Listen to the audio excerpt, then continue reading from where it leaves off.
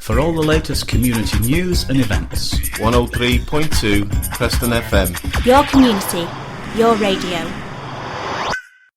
I wanted to tell you all about the Raspberry Pi birthday party I was invited to. So, if you haven't realised, we're on Twitter, Geek On PFM, and earlier in the week, after our pilot show, I was invited by Techno Teacher, who turns out is a lovely gent called Alan, to the Raspberry Pi birthday party.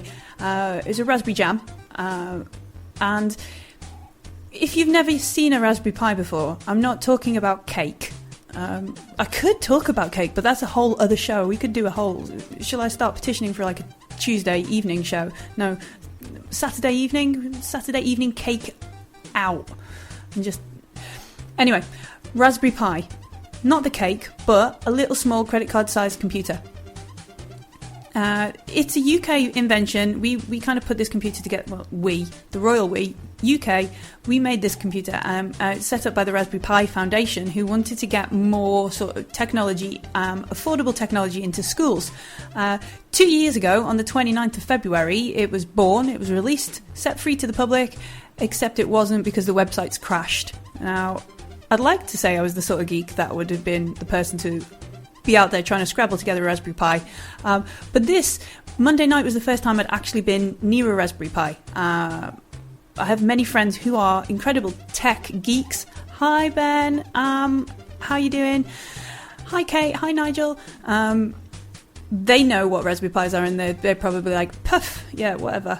Raspberry Pi birthday, we've done that. But this is the first time I've been to a Raspberry Pi event. And Alan will probably introduce it much better than I ever would. So here's Alan, Techno Teacher, telling us a little bit more about the Raspberry Pi. So tonight we're at the Preston Raspberry Jam, and we meet here at UCLan in the Media Factory on the first Monday of every month. We've got, around the room, we've got about 50 people.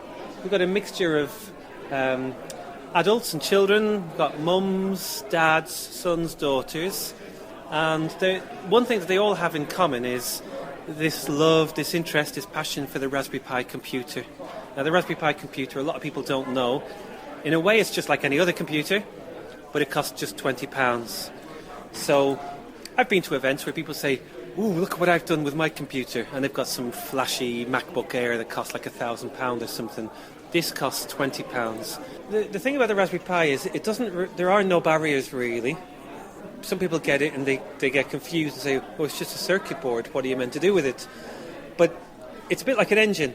If I gave you an engine without a vehicle or a chassis or fuel, you'd really struggle to use it. So you need like an ambition in mind. Like, well, with our Raspberry Pi, I mean, there was a child before who said he's building in Minecraft the whole of his school on his Raspberry Pi, and he wants to put TNT in every room in the school and explode it. Of course, it won't actually affect his school because it's a model on his computer that he's built.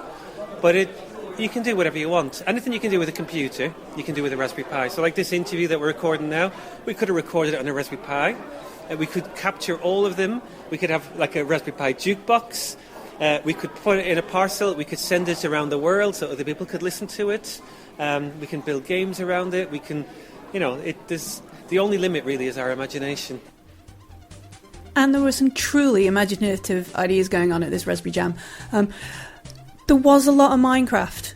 A little bit more Minecraft than I am personally comfortable with. I don't play Minecraft. But if you do, then I seriously suggest you invest in a Raspberry Pi. These guys were pulling out, they're using the Raspberry Pi to make web apps so you can manipulate your Minecraft map and then explode it. There was a lot of TNT going on, but still, there was a lot more things. If you're not into Minecraft, there were a lot more things going on as well. So there was the one that blew me away was at the start. They have this lovely sort of show and tell session. One of the gentlemen there with his son, they hook their Raspberry Pi up to a camera and then set the camera in another room, and without keyboards or screens, they started to take pictures, and they were exploring this idea of what kind of kit do we need to go with the Raspberry Pi to make it work. And through trial and error and finding things out, they worked out that they could turn their Raspberry Pi into basically a stop animation kind of camera. And then they cracked out the Lego, made a mount for their Raspberry Pi, hooked it up to, I think it was a phone battery, so it had the power source, made the mount, attached that to Dad's helmet on his bike, went out for a ride. And they set up their Raspberry Pi and with its camera and its battery pack to take a photograph every couple of seconds, and they got this amazing sort of stop frame video of their trip out.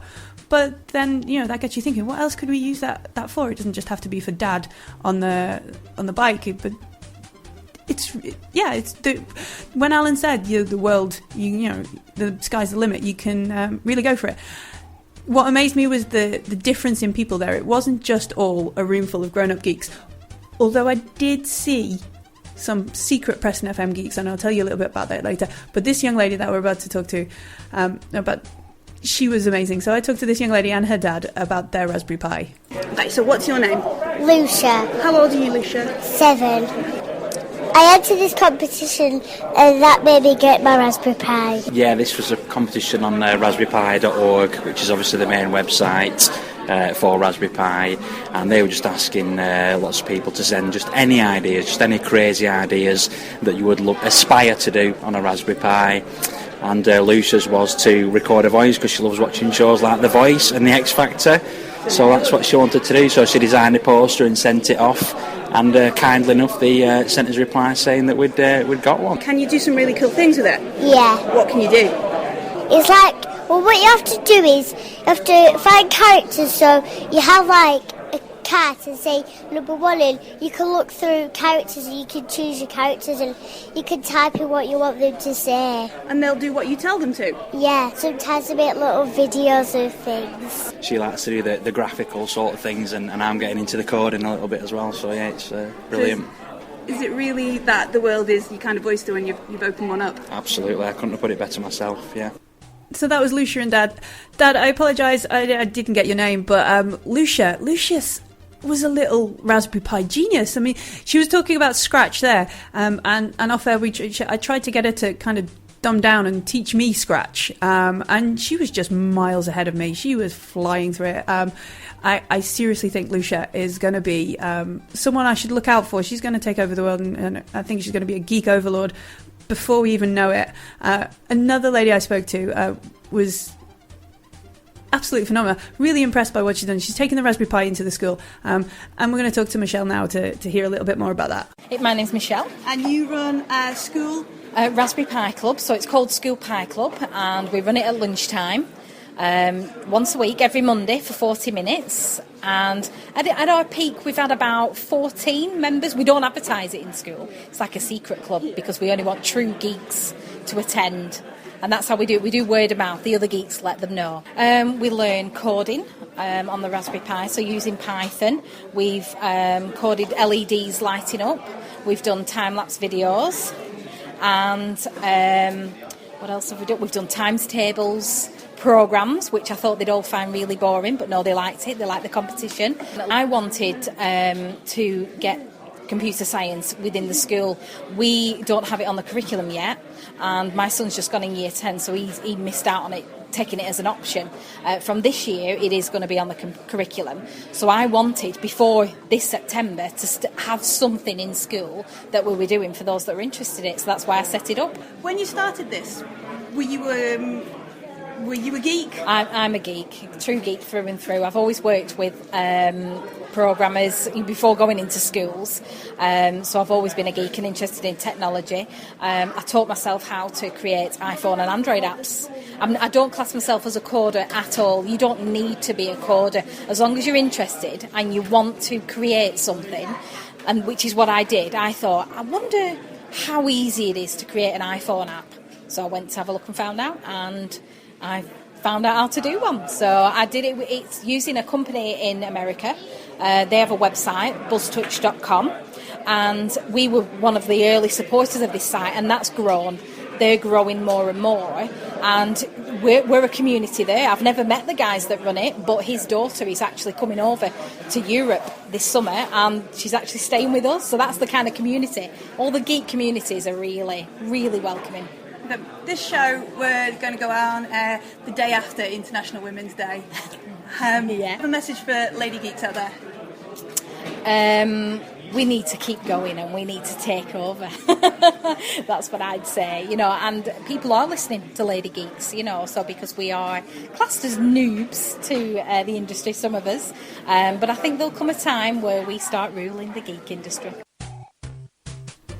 So Michelle runs this school club, after school, lunchtime club, and is really inspiring all the kids to do lots of things. There were other teachers there as well, and they were talking about making a binary door lock where you'd have to count in binary to get out of class, which sounds particularly mean because I probably would have failed mightily at that.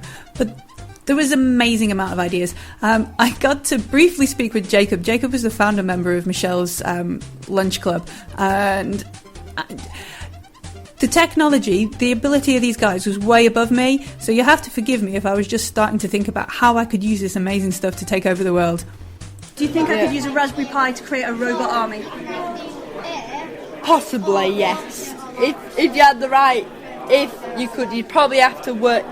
You probably could. Probably. Do you think I'd need to do more than just Raspberry Pi Club? I'd need to put in some research. You'd have to do quite a lot of research because of you need to get power and stuff. You're not going to have. I mean, there's tiny robots. It's not much, but big ones. Then you're going to need quite a lot of power. I have to thank Jacob for indulging me there with my daft question. But yeah, I as the evening went on, I swiftly realised that although my technology kind of level was far below these guys were storming through things I won't even try and explain. Next time I turn up after getting my hands on a little Raspberry Pi, they're going to be there and they're going to be happy to help and happy to share. It was a really lovely bunch of guys to teach you anything you want. And also similarly, if you have a show and tell at the start and you're not quite sure of what to do, there were people hooking up and going, well, I've had an idea to do X, you want to do Y, why don't we put them together and we're going to get something absolutely awesome. I hope these little interviews have piqued your interest in learning about a Raspberry Pi and joining them at the Raspberry Jam. I got Alan to tell us a little bit more about what happens, so if you want to come along to the next ones, here's how to find them. So if you're interested in coming to the Preston Raspberry Jam, the best thing is to register online. It's completely free to come. It is free. You just register online. That's just so we have an idea on the numbers. You don't have to have a Raspberry Pi. All you need to do is just bring along your curiosity with you. And it's on the first Monday of every month, 7 o'clock till 9 o'clock. I won't tell you exactly where it is because you have to register to find out more details. But you can just do a Google, Preston Raspberry Jam, and then you'll find all our events are listed online. Now, I know Alan said that then they're on the first Monday of every month, but he did want me to tell you there's actually a bonus one this month. Because of the half term and people go on holidays and we want to make it as accessible for kids as possible, the next one is at the end of the month. I'm going to tweet out a link in a minute or two with the Eventbrite details and everything for the Raspberry Pi Club and Raspberry Jam, and I'll also give Alan a mention. I'm sorry, Lucia, you probably are on Twitter, you're taking over and being absolutely amazing, and also again, Jacob, I know you gave me some of your blogs. I will give them a tweet out, so if you're listening right now and you want to find out more, find me, Geek On PFM. I will send you all that info out so you can find out and you can join me. And you might come along to the next one and see me there. 103.2 Preston FM. Your community. Your radio.